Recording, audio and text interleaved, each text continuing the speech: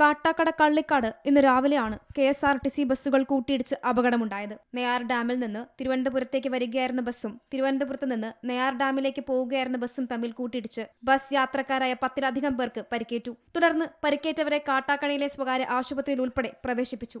2 ബസ്സുകളുടെയും driving സീറ്റിന്റെ ഭാഗം തമ്മിലാണ് കൂട്ടിയിടിച്ചത്. കാൽ സ്റ്റിയറിംഗിനിടയിൽ കുടുങ്ങിയ ഡ്രൈവറെ ഫയർഫോഴ്സ് എത്തിയാണ് പുറത്തെടുത്തത്. 10 കൊല്ലത്തിൽ കൂടുതലായി ഈ റോഡിന്റെ ശോചനീയാവസ്ഥ ഇങ്ങനെ ആയിട്ട് ഇടിഞ്ഞ് 40 അടിയോളം താഴെ ഇടിഞ്ഞ റോഡ് ഇടിഞ്ഞു പോയിരിക്കുകയാണ്. ഒരേ ദിശയിൽ കൂടെ മാത്രമേ വണ്ടികൾ സഞ്ചരിക്കുള്ളൂ. ഒറ്റ ദിശയാണ് വണ്ടിക്ക്. അപ്പോൾ ഏതെങ്കിലും ഒരാൾ ശ്രദ്ധിച്ചില്ല എന്നുണ്ടെങ്കിൽ ആക്സിഡന്റ് ആവും. പല തവണ ഒരുപാട് ആക്സിഡന്റുകൾ ഇവിടെ സംഭവിച്ചു. അധികൃതർ ആരുമില്ല ഇവിടെ. ഈ നെയ്യാർ ഡാം വിനോദസഞ്ചാര കേന്ദ്രമാണ്. ഇത്രയും അപകടാവസ്ഥയിൽ റോഡായിട്ട് ഒരാൾ പോലും തിരിഞ്ഞു നോക്കാനില്ല. അധികാരികളൊക്കെ എവിടെ പോയെന്ന് അറിയില്ല. കഴിഞ്ഞ 2-ാം തീയതി ഉണ്ടായ വാഹനാപകടത്തിൽ പരിക്കേറ്റ് ചികിത്സയിലായിരുന്ന നെയ്യാറ്റിൻകര വാഴിച്ചൽ ജോസ് പ്രകാശാണ് മരിച്ചത്. ബൈക്ക് നിർത്തി സാധനം വാങ്ങാൻ ഇറങ്ങുന്നതിനിടയിൽ പുറകിൽ നിന്ന് വന്ന തമിഴ്നാട് ട്രാൻസ്പോർട്ട് കോർപ്പറേഷൻ ബസ് ഇടിക്കുകയായിരുന്നു.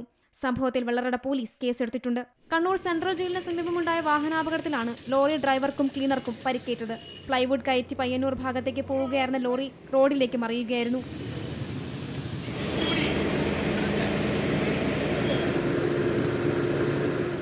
ആലപ്പുഴ വെള്ളിക്കിണർ ജംഗ്ഷന് സമീപം കഴിഞ്ഞ ദിവസം രാത്രിയിൽ ദമ്പതികൾ സഞ്ചരിച്ച ബൈക്കിൽ കാറിടിച്ചാണ് പവർ ഹൌസ് വാർഡ് സ്വദേശി വാഹിദ് എന്ന 43-കാരൻ മരിച്ചത്.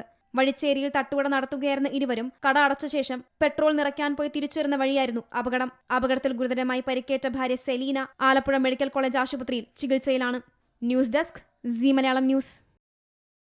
ഏറ്റവും പുതിയ വാർത്തകളും വിശേഷങ്ങളും വിരൽ തുമ്പിലറിയാൻ സി മലയാളം ന്യൂസ് എല്ലാ ഡിജിറ്റൽ പ്ലാറ്റ്ഫോമുകളിലും ലഭ്യം.